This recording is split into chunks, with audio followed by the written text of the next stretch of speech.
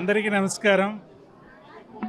ఈరోజు విజయనగరంలో ఈ జీజీహెచ్ తర్వాత విజిహెచ్ మహారాణి హాస్పిటల్ రెండు ఎస్టీ కమిషన్ చైర్మన్గా నేను విజిట్ చేద్దాం అనుకున్నాను.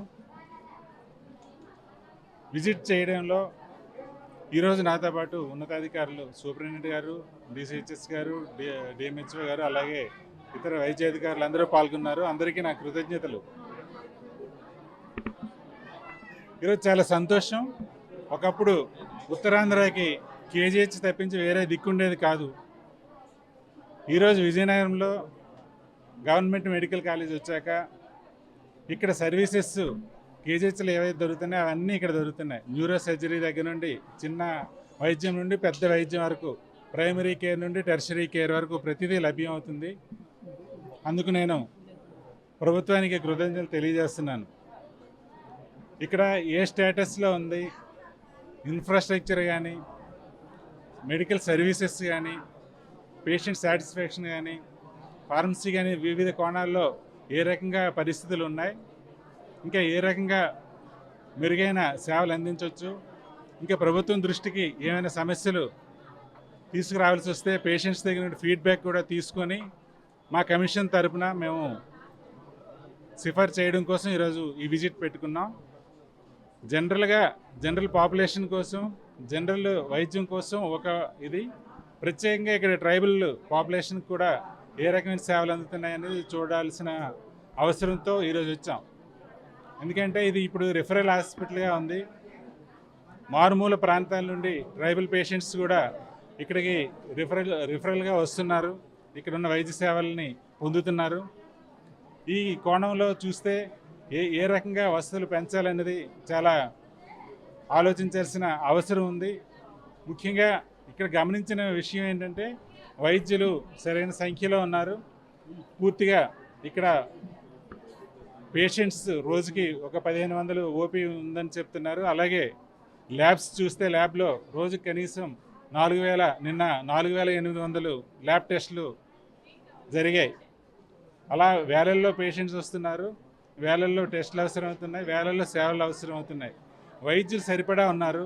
అయితే ఇక్కడ గమనించింది ఏంటంటే పారామెడికల్ స్టాఫ్ని పెంచుకోవాల్సిన అవసరం ఉంది. వైద్యుడు ఒక్కడు ఉంటే చాలు, పారామెడికల్ స్టాఫ్ కూడా ఉన్నప్పుడే పూర్తి సేవల్లో అందించడం సత్వరం అవుతుంది. ఎంత లేకపోతే ఆ లోపం అలా ఉండిపోయే అవకాశం ఉంది. కాబట్టి పారామెడికల్ స్టాఫ్ పెంచుకోవాల్సిన అవసరం, అలాగే నర్సెస్ని కూడా పెంచుకోవాల్సిన అవసరం ఉంది. నర్స్కి పేషెంట్కి రేషియో బట్టి కూడా ఇక్కడ అవసరం ఉంది.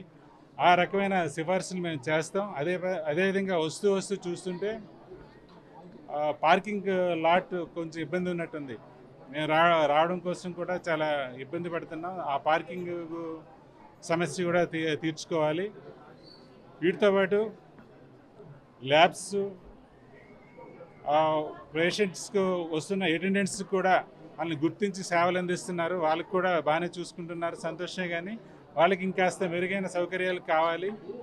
ప్రస్తుతం ఇక్కడున్న వసతి సమస్య బట్టి తక్కువ వసతి, ఎక్కువ సేవలు అందించడం, ఎక్కువ క్వాలిటీ వర్క్ అందించాల్సిన విషయంలో వసతి తక్కువ ఉంది. కాబట్టి ఉన్నదాంట్లోనే ఎలా మేనేజ్ చేస్తారనేది మేము ప్రభుత్వం దృష్టి తీసుకొచ్చి ఆ కోణంలో ఆలోచించమని కోరుతాం.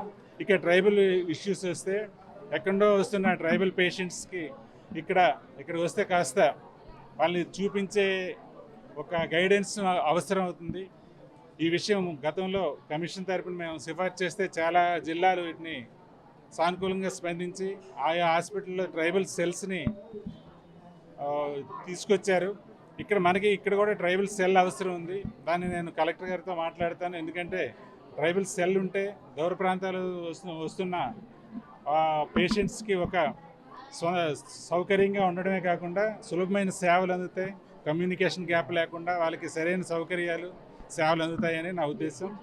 అదే ఇంతవరకు చెప్పగలను. తెలుగులో ఫాస్టెస్ట్ న్యూస్ ఇప్పుడు కొత్త అవతారంలో 5 సెకండ్లోనే పూర్తి వార్తా సమాచారం మీ చేతిలో. సోషల్ మీడియా ట్రెండ్స్ మీ కళ్ళ ముందుకే live TV and voice search ఆప్షన్స్తో ఇప్పుడే డౌన్లోడ్ చేయండి. యాప్ లింక్ డిస్క్రిప్షన్లో ఉంది.